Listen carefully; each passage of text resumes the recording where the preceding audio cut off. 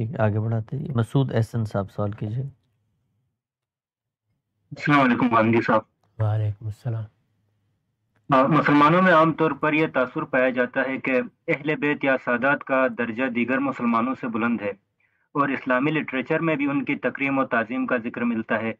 تو کیا یہ تاثر اسلام کے بنیادی فلسفے یعنی مساوات و برابری کے اصول کے متصادم نہیں ہے؟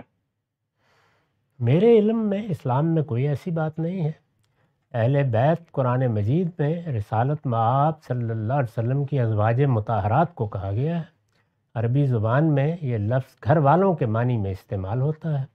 ازواج مطہرات کے معاملات زیر بحث آ گئے ہیں، اور وہ دینی لحاظ سے زیر بحث آئے ہیں۔ اس میں ان کو بتایا گیا ہے کہ ان کی کچھ خصوصی ذمہ داریاں ہیں، حالات کے لحاظ سے ان سے بعض تقاضے بھی خصوصی طور پر کیے گئے ہیں۔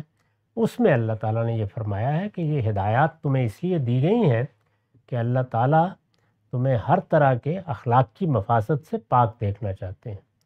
یہی ہے جس کو تطہیر کے لفظ سے تعبیر کیا جاتا ہے۔ ان کا ذکر ہوا ہے، ان کو توجہ دلائی گئی ہے، اور بہت سخت لب و لہجے میں تنبیہ بھی کی گئی ہے۔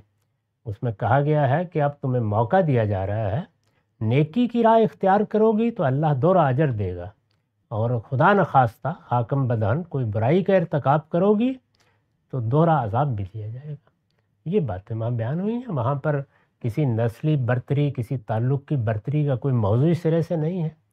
رسالت مآب نے ہمیں ہدایت کی کہ میری بیویاں یا میری ازواج کیونکہ میرے بعد نکاح نہیں کر سکتی، وہ اب امت کی ذمہ داری ہے، تو اس وجہ سے میں تمہیں تمہاری یہ ذمہ داری یاد دلاتا ہوں۔ چنانچہ آپ نے بار بار یہ فرمایا میں ان کے بارے میں تمہیں نصیحت کرتا ہوں۔ چنانچہ اللہ کا شکر ہے کہ آپ کے بعد آپ کے خلفاء نے پوری طرح ان کا خیال رکھا، ان کو عزت دی، اور ان کے معاملات اسی طرح کیے جیسے رسول اللہ چاہتے تھے۔ یہ باب بند ہو گیا، بس بات ختم ہو گئی۔